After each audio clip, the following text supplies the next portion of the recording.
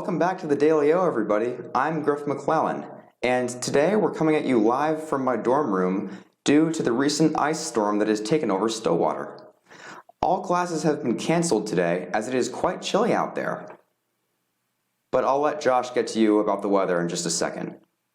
Anyways, arguments continue on in Washington today as former President Donald Trump's impeachment trial is underway.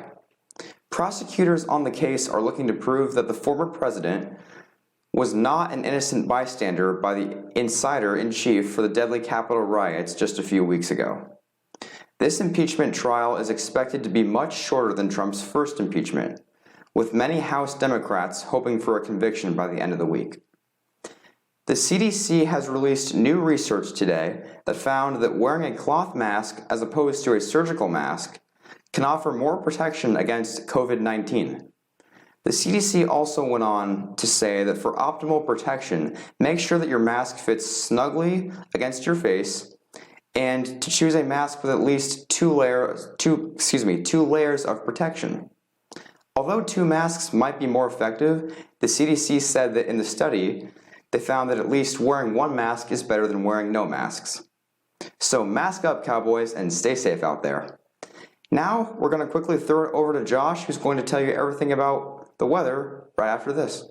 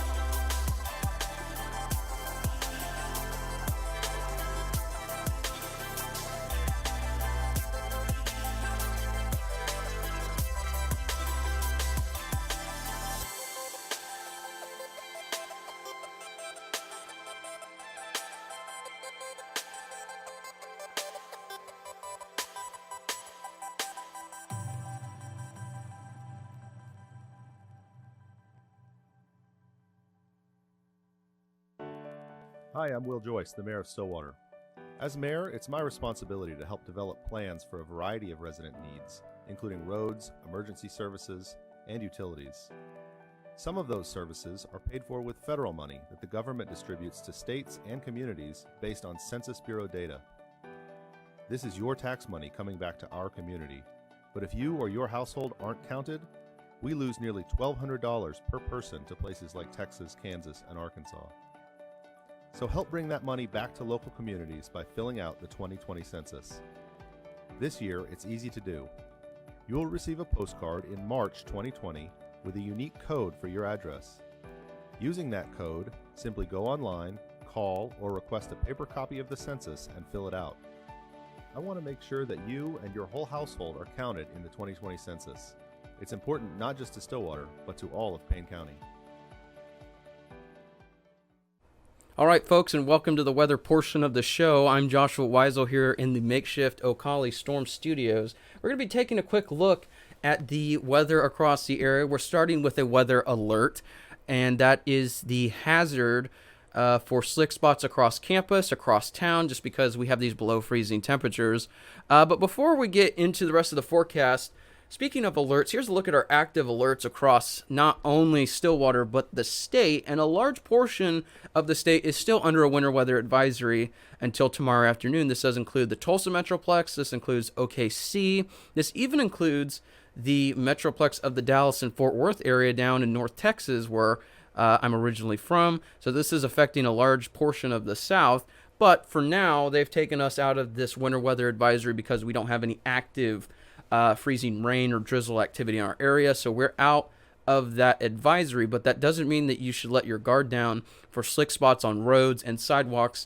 We're still seeing temperatures well below freezing, and we'll continue to see that as we head into the next couple of days. We may even see a new winter weather advisory here in the near future as we have the chance for some showers and maybe some winter mix coming up towards the end of the week. I'll get to that in just a second. But for now, we're focusing over the next 24 hours. Here's a look at our this evening and overnight graphic. As you can see, 25 for a temperature right about now, the time of recording as we head into this evening. And then take a look tomorrow. If we have classes, it's going to be a very cold morning. We're going to see temperatures of 18 on your commute to class between 7 and 9 a.m. So you're going to want to make sure that you're bundled up and ready for your commute to class tomorrow.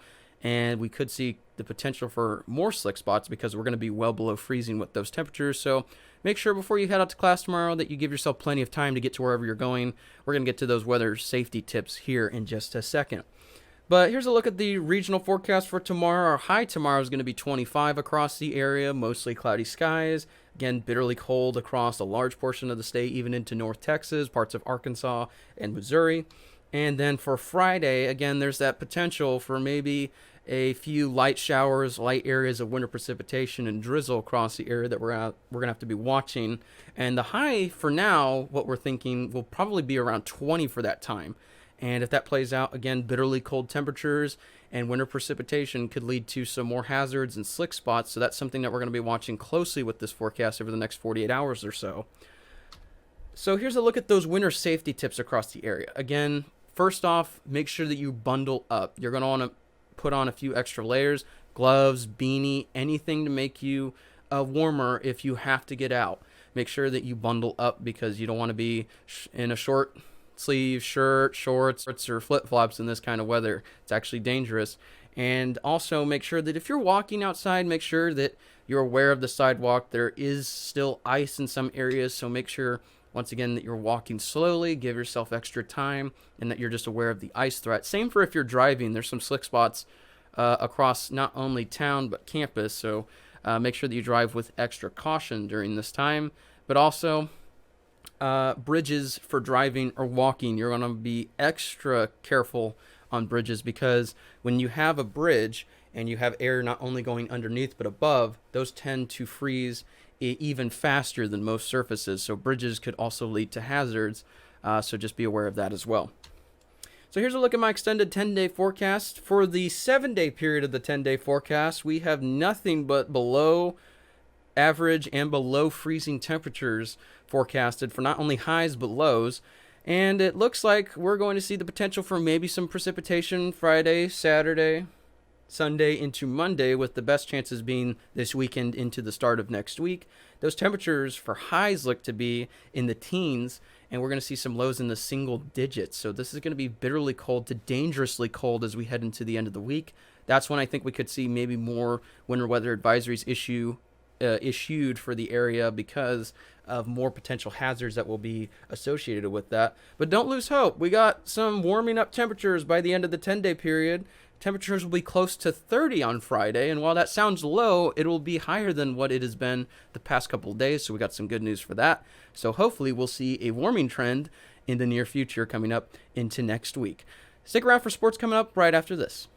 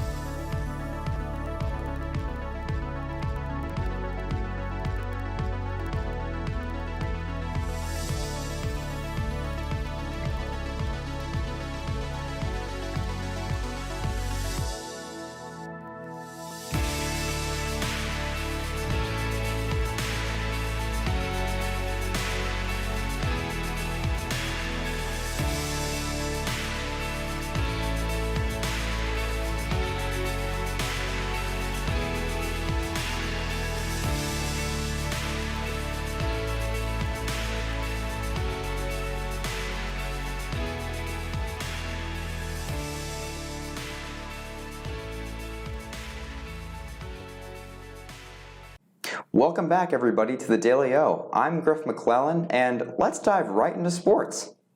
Super Bowl 55 was this past Sunday, and many of us predicted, even people right here at OSU in our own polls, predicted that the Kansas City Chiefs would win the game. However, 43-year-old Tom Brady won his 7th Super Bowl title as well as his 5th Super Bowl MVP award, as the Tampa Bay Buccaneers won the game 31-9. Patrick Mahomes never got comfortable as the Bucs defense dialed up the pressure all night long with players like Shaq Barrett and Devin White putting a stamp on a great night for the Buccaneers defense. Tom Brady, of course, chipped in by tossing 3 touchdowns, 2 of which were caught by his old New England Patriots teammate, tight end Rob Gronkowski. Brady has already announced he will be returning for yet another NFL season. Who knows, maybe he will play until age 45 after all. Monday night saw the Oklahoma State Cowboys in action against the Kansas Jayhawks. The Pokes came into this game ranked 23rd in the nation. It's the first time in a long time they have been ranked. Oklahoma State was given the nod after a double overtime win against the Texas Longhorns over the weekend. This game started very sloppy with both teams turning the ball over several times, and neither team was really able to find a rhythm. That continued into the half, with both teams scoring less than 30 points in the opening 20 minutes. The second half, however, was a very different story, as the Jayhawks started to gain momentum, thanks in part to David McCormick, who dropped a double-double with 23 points and 10 rebounds. Cade Cunningham scored 26 points, but it still wasn't enough as the Pokes would fall to Kansas by a score of 78-66. The Cowboys will have the rest of the week off before welcoming Kansas State into Stillwater next Saturday. As for the women's team, they will be in action tonight at 7 p.m. against Texas. The Cowgirls are fresh off their win in the Bedlam matchup against Oklahoma, where Natasha Mack dominated yet again, scoring 26 points and grabbing 18 rebounds and blocking 5 shots, en route to a blowout win 91-64. In sadder news, the NFL is mourning the loss of Marty Schottenheimer after a long battle with Alzheimer's. Schottenheimer was a legendary coach for multiple franchises, including the Chargers, Browns, and Chiefs. He holds a wonderful career coaching record, which includes 200 wins over 21 seasons. He never reached a Super Bowl, but did lead 3 different teams to the AFC Championship game. He was 77 years old. That's all for the Daily O tonight. Thank you so much for tuning in. Be sure to keep up with us on social media at @TheDailyO_TV. And you can also watch our show anytime on Roku TV, Amazon Fire Stick, Apple TV, and Suddenlink Channel 112. For the Daily O, I'm Griff McClellan. Have a great night, everybody, and stay safe.